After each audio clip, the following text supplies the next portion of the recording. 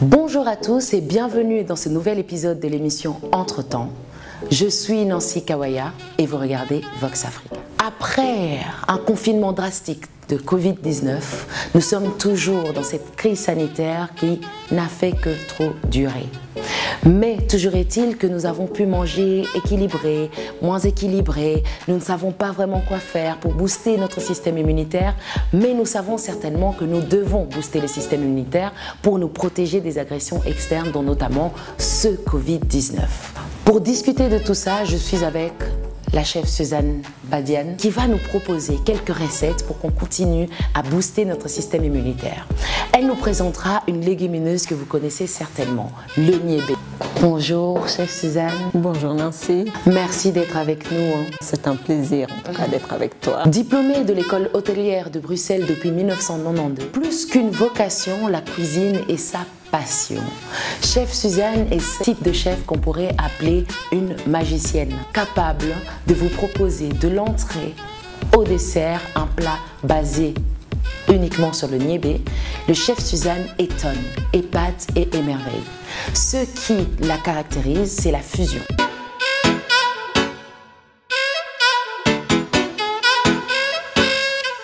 Comme je viens de le dire, et bien sûr tout le monde attend ça, on a passé un moment de confinement où on n'a pas vraiment bien mangé. Comment est-ce qu'on peut redéfinir des habitudes alimentaires dans ce contexte post-Covid? Quels sont tes conseils? Covid ou pas, normalement, on doit essayer de manger le plus équilibré possible. C'est-à-dire dans un repas qui ait des protéines végétales ou animales, des fruits et légumes, un laitage si on n'est pas intolérant au lactose, et essayer de manger ça le plus régulièrement possible. Mais combien de fois par jour finalement? Parce que j'avoue que pendant le confinement, tout le monde a passé son temps à manger, parce qu'on avait du temps. C'est vrai, mais quand on mange équilibré et fractionner ses repas, on grignote moins. Tandis que quand on est en carence, là on a tendance à grignoter. Si on mange par exemple trop de sucreries, on va grignoter. Tandis que si on mange un petit repas mais complet, on est rassasié, on n'a pas besoin de grignoter. Ta cuisine sort des sentiers battus, c'est de la fusion, c'est de la surprise. Qu'est-ce qui, sur ton parcours, t'a donné envie de nous proposer cette cuisine? J'ai toujours eu une cuisine atypique. Même quand j'allais à l'école, j'avais tendance à toujours sortir des sentiers battus et mes profs n'étaient pas très souvent contents. J'avais un médecin qui était homéopathe. C'est ce médecin-là qui m'a amené petit à petit dans cette cuisine parce que quand j'étais malade, elle me soignait d'abord par un régime alimentaire. Et j'ai pris goût petit à petit. Au début, je n'aimais pas trop, je suis restée dans la cuisine classique, la cuisine que j'ai apprise, la cuisine française. Et petit à petit, je me suis rendu compte des bienfaits que ça m'a fait. Et j'ai continué dans cette voie-là, mais ça a quand même pris du temps. Et le déclic a été quand j'ai eu mon fils. Mon fils qui est drépanocytaire et une déficience en G6PD. Ça veut dire, en résumé, une anémie sévère. Tout petit, il était déjà très malade. Et on lui a tellement donné de médicaments que je me suis dit stop. Je vais le soigner à ma façon, avec la nutrition, comme mon médecin me l'avait suggéré. Alors finalement, votre médecin vous suggère une alimentation à base de nourriture. Qu'est-ce que vous diriez du coup de la citation de Thomas Edison qui disait que le médecin de l'avenir sera celui qui soignera non pas avec médicaments, mais avec la nutrition? Qu'est-ce que cela vous inspire? Avant, ça a toujours été comme ça, c'est qu'on est sorti un peu de tout ça à cause de l'industrie agroalimentaire. Et on doit revenir à ça, aux choses simples. Qu'est-ce que tu nous proposes dans la recette d'aujourd'hui? Aujourd'hui, je vous propose d'aller visiter le niébé. Le niébé, en fait, je l'ai découvert quand je suis partie au Sénégal. Je ne l'aimais pas beaucoup quand j'étais enfant parce que ça n'a pas bonne presse, c'est la nourriture du pauvre. Mais quand je suis allée au Sénégal, en fait, il fallait que je trouve une solution moins coûteuse pour nourrir mon fils. Et l'aventure a commencé avec le niébé. En général, on le mange salé, mais moi, j'aime dérouter les gens, j'aime dérouter la personne qui est en face de moi. Et j'ai voulu travailler le niébé sucré, de l'entrée, plat, dessert, et faire un clin d'œil à notre fameuse poulet compote. Je me suis dit, pourquoi pas remplacer la compote par le niébé? Parce que le niébé a le même goût, rappelle la crème de marron. Et se marie très bien en fait avec la volaille, se marie très. Puis je suis allée, je me suis dit, bon, j'ai commencé avec la volaille, pourquoi pas un dessert, pourquoi pas un pâte à tartiner, pourquoi pas avec du poisson. Quand je suis arrivée au Sénégal, là par contre ça m'a beaucoup touchée parce que j'ai vu beaucoup d'enfants dénutris, malnutris. Je veux pas, même pas dénutris mais malnutris. Alors je me suis dit, ok, si je peux travailler le niébé et proposer ça à toutes les mamans au Sénégal, dans les écoles, partout où je peux militer pour ce produit qui coûte pas cher, qui est accessible à tout le monde et surtout qui fait travailler les femmes au Sénégal, eh ben, j'y vais. Mais on sait que les gens nous regardent de partout. Donc le niébé, il se retrouve beaucoup au Sénégal, il fait travailler les femmes. Quels sont les autres avantages finalement du niébé? Les valeurs nutritionnelles, les vertus, qu'est-ce que vous pouvez nous en dire? Le niébé est très riche en protéines, le niébé est riche en acide folique, le niébé est riche en fer pour surtout les gens qui souffrent de drépanocytose et d'anémie sévère. Le niébé a toutes les qualités, on l'appelle même la viande du pauvre. En effet, et comment est-ce qu'on va pouvoir du coup inviter le niébé au petit déjeuner, s'il vous plaît? C'est quelque chose qui doit paraître aberrant pour beaucoup de gens, inviter du haricot, quoique les Anglais font, mais sous quelle forme vous présentez ça? À l'anglaise, un peu comme le haricot blanc sauce tomate que les Anglais proposent, ou à votre façon, encore une fois, totalement sorti des sentiers battus? À ma façon, j'ai voulu l'utiliser comme confiture, tout simplement, comme tartiner avec du fromage, ou pour ceux qui aiment sucré-salé, ou carrément avec des fruits. On quitte le petit déjeuner et on entre sur le plat de midi, et là on est sur quel... Là on est sur du niébé avec du poulet, avec de la volaille. Un peu comme le poulet compote. On quitte, on a fini le repas de midi parce qu'on a toujours faim, un peu comme nous tous, sûrement vous aussi. On finit donc le dîner. Qu'est-ce que tu proposes, ou le dessert? Je ne sais pas ce que tu as choisi. Et là, comme dessert, je propose une mangue, parce que la mangue, on la trouve un peu partout en Afrique et actuellement c'est la saison. Une mangue pochée dans du jus de bissap. Et quand j'ai choisi le bissap parce qu'il est très riche en vitamine C, je poche la mangue dans du jus de bissap et après je mets la crème de niébé ou la crème de niébé au citron ou la crème de niébé au chocolat. Alors libre à vous de la consommer comme vous voulez. Je ne sais pas ce que vous en dites, mais pour nous, moi j'ai déjà faim. Je ne sais pas vous, mais on va passer à table. Non, je plaisante. Mais maman Suzanne, est-ce que tu peux me montrer? Parce que je dois pouvoir faire ça chez moi et tout le monde doit pouvoir nous suivre finalement. Les téléspectateurs veulent aussi savoir manger sainement, c'est très important.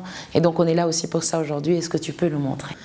On va regarder parce qu'on doit absolument pouvoir faire cette recette. Là, on va passer à la cuisson du niébé. Mais avant de la cuire, il faut la tremper toute une nuit parce que sinon elle n'est pas digeste.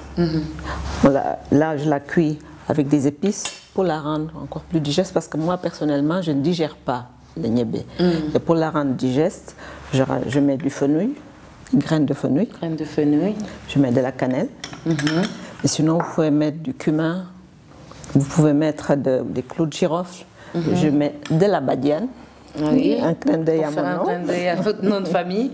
Oui. Et je passe en cuisson en fait. Qu'est-ce qu'on a déjà dans la marmite? Dans la marmite, nous avons de la cannelle, nous avons le niébé, le fenouil, la badiane. Et là, je vais rajouter du citron. Et du miel. Et du miel, oui. J'ai mis du miel, le miel de la Casamance. Et là, on laisse cuire pendant combien de temps? Entre 20 et 30 minutes en fonction des feux. Parce que là, comme j'ai une plaque, c'est différent que si c'est un feu au gaz. Ouais. Et dans tous les cas, il faut être en contact avec la nourriture, il faut l'observer, il faut l'écouter. L'écouter, l'observer. Je ne sais pas si vous faites ça, mais... Là, moi j'appelle ça le chantonnement de la casserole. On entend la casserole chanter, on entend...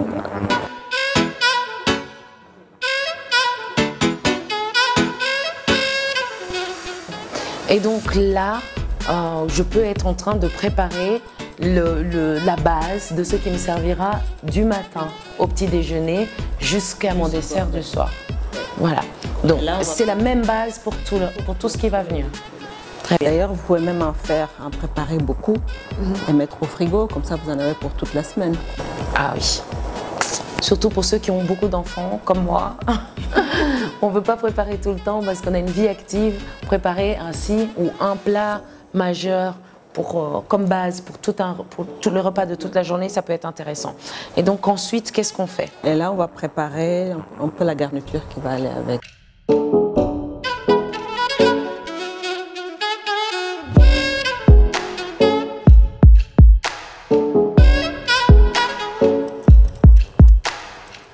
Et là, on va passer à la volaille. En fait, en cuisine, mieux vaut toujours faire sa mise en place. Préparer tout ce dont on a besoin et après seulement passer au dressage de l'assiette et manger. Et donc, tu nous conseillerais, parce que je suppose il y a plusieurs personnes nous regardent et se demandent dans l'organisation aussi intégrer du coup la préparation de ce type de plat avec comme base le niébé. Dès le matin, on peut avoir fini de préparer tout ce qu'il faut pour en tout cas, moi, c'est ma journée. C'est ma technique. Je n'ai pas envie de passer toute ma journée en cuisine. À préparer. Bien que c'est ma profession et c'est ma passion. Oui. Mais bon, on a d'autres activités. Voilà. Ça, c'est pour les femmes actives, je crois, qu'elles donnent des trucs et astuces. On y va, on est avec toi.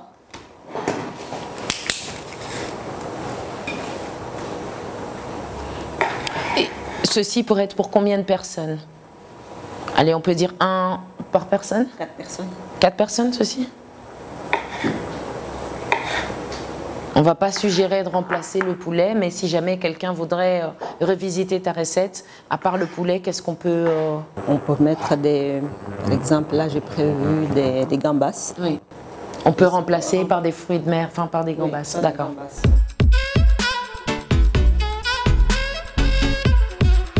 Il faut quand même équilibrer l'assiette. Il y a la viande, il y a les légumes et il y a le féculent. Le tout fait le plat. Oui. Tout à fait. Et le matin, on aura mangé les fruits. Donc on aura en fait tout ce qu'il faut pour une journée. On peut même manger de la viande le matin. On peut, ok. On peut. Je conseille même de manger une protéine le matin parce qu'on a jeûné toute la nuit et le corps a besoin d'énergie. En général, on a tendance à manger mieux, enfin plus le soir et le midi, alors que c'est l'inverse qu'il faut faire pour avoir de l'énergie, pour démarrer la journée. Plus alors quand? À midi? Non, le matin. Le matin? Oui. Ok. C'est un repas qu'on néglige malheureusement. Mais c'est le repas le plus important parce qu'on a jeûné toute la nuit. Oui, j'imagine. En tout cas, moi, en ce moment-ci, je me sens comme le matin, j'ai faim. Là, on va mariner la viande. Oui. Moi, j'ai choisi de la mariner avec mes épices. Mais sinon, si vous n'avez pas les épices du chef, ça veut dire les épices de la cuisine de Suzanne, vous mettez de l'ail, du citron, du miel et des herbes de Provence. Ça suffit largement. Pourquoi le miel, vous l'invitez du niébé au poulet? J'aime le sucré salé. Là, pour ça, j'aime bien le côté asiatique. J'aime bien le sucré salé parce qu'un plat salé, un peu de sucre relève le goût et l'inverse aussi. Oui. Tout le monde n'aime pas, mais moi j'aime. C'est ma signature. Oui. Et donc, vous l'aurez compris, on est toujours en matinée. La maîtresse de maison fait son plan ou le maître de maison parce que les hommes aussi font la cuisine. Oui, oui, oui. Surtout, d'ailleurs, les grands chefs sont souvent des hommes, ce qui est un peu assez bizarre. Bon, Suzanne. C'est vrai qu'on ne nous fait pas de place. Moi, quand j'ai commencé la cuisine, oui, dans ma brigade, même en classe, j'étais la seule femme. Oui. Quand j'ai commencé le métier, en général, j'étais souvent la seule femme. Heureusement que maintenant, il y en a de plus en plus, mais c'était très difficile d'être femme dans une cuisine. Ce qui est assez étrange d'ailleurs, parce que finalement, dans nos foyers, dans nos ménages, ce sont les femmes qui sont en cuisine. Peut-être que c'est tellement devenu une corvée que c'est plus la passion. Parce que dès qu'il s'agit de prestige, c'est fini. Les femmes restent à la maison. Ça, on va faire. On va cuire tout basse, avec la même épice.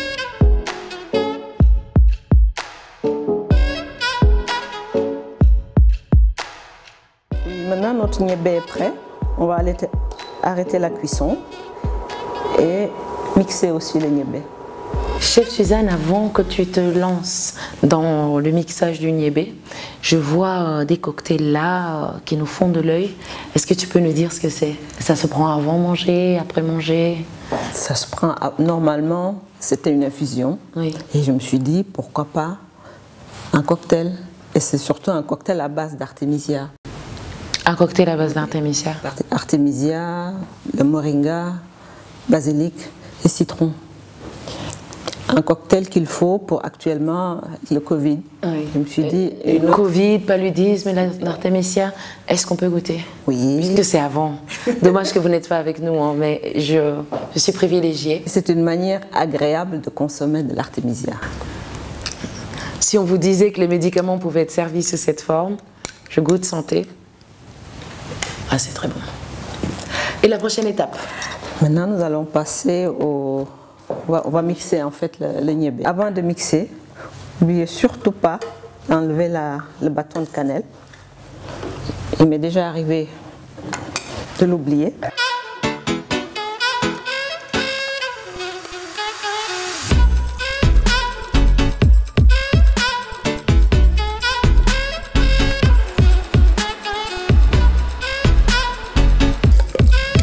N'hésitez surtout pas à rallonger, à rajouter de l'eau quand c'est trop compact.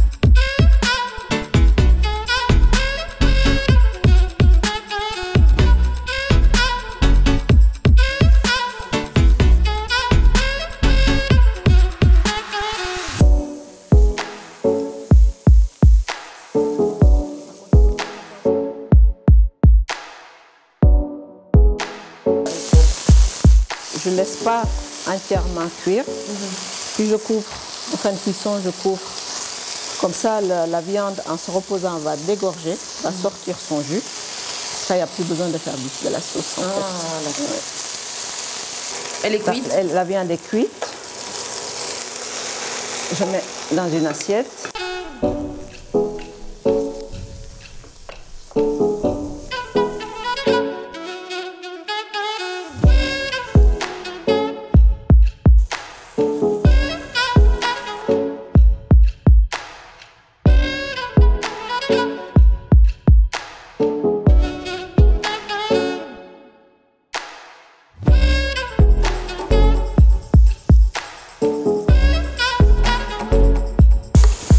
Par contre, pas trop cuire les gambas, sinon c'est caoutchouteux.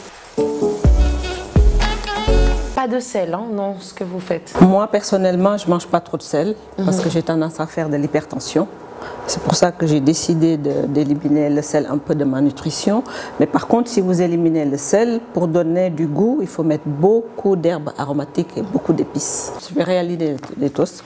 C'est ou bien vous le faites directement à la cuillère avec un couteau, sinon, si vous avez des invités ou de plus belles assiettes, vous le faites avec une poche à douille. Qui a l'air bonne. Pour pouvoir le manger en toast, il faut le refroidir. Pour le manger chaud, on peut le manger, enfin pour le manger avec la viande, on peut le manger chaud ou froid.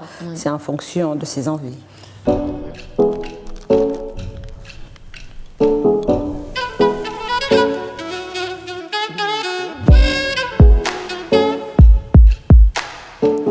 Dans tout ce que vous rajoutez comme ingrédient, il y a toujours une raison de goût ou de nutrition, quelque part.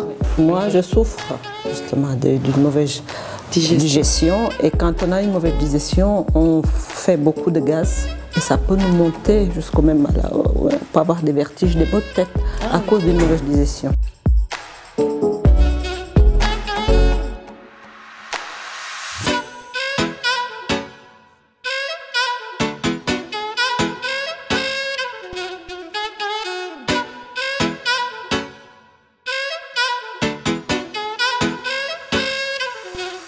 Donc le petit côté juteux, un peu de fruits de la passion. Tellement de fruits de la passion, on a des ananas, on a tout ça, mais on les mange toujours de la même façon.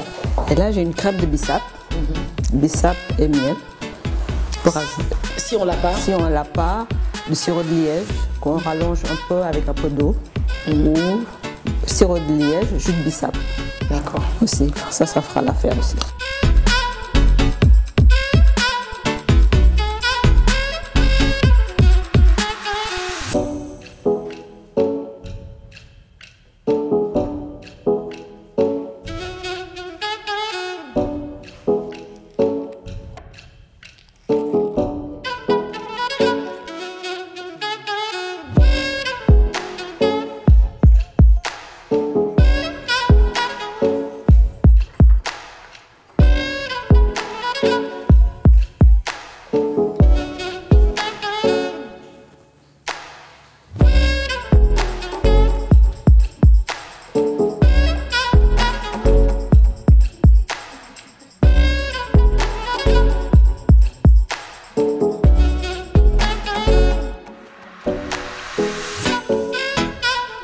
compris, la base des repas d'aujourd'hui, de la proposition du chef Suzanne aujourd'hui, c'est le niébé, le haricot à l'œil noir comme on dit aussi.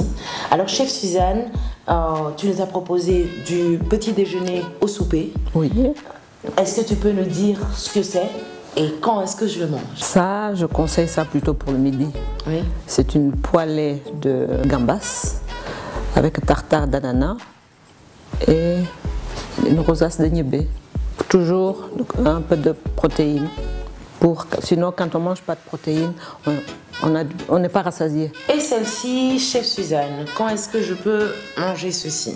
Cette assiette, je la propose pour le soir. C'est aussi poêlée de mignonnettes de volaille avec des fruits, des légumes, une vinaigrette de bissap et aussi du niébé. Toujours le niébé fil conducteur. Merci beaucoup. Alors là, je vois qu'on est plutôt sur un dessert, j'imagine, ce qui ressemblerait... C'est un trempe-l'œil. Oui. En fait, j'ai poché une mangue dans du jus de dans une infusion de bissap avec des épices et une crème de niébé au chocolat. Voilà. Elle rappelait que c'est la saison des mangues, donc n'hésitez pas. Merci beaucoup, chef Suzanne. Donc on est sur du dessert toujours avec une mousse de niébé. Et ceci, chef Suzanne, quand est-ce que je peux manger ceci? Ici, on peut la manger comme entrée, ou bien on en fait une plus grande quantité pour un repas carrément. C'est une compote de niébé avec du fromage de chèvre, accompagnée d'une vinaigrette aux fruits de la passion et quelques fruits. Et quelques fruits, si vous avez votre quantité de fruits. Prenons ceci. Ici, qu'est-ce que c'est et quand pouvons-nous manger ceci? En tout cas, c'est appétissant, hein? Déjà à l'œil appétissant.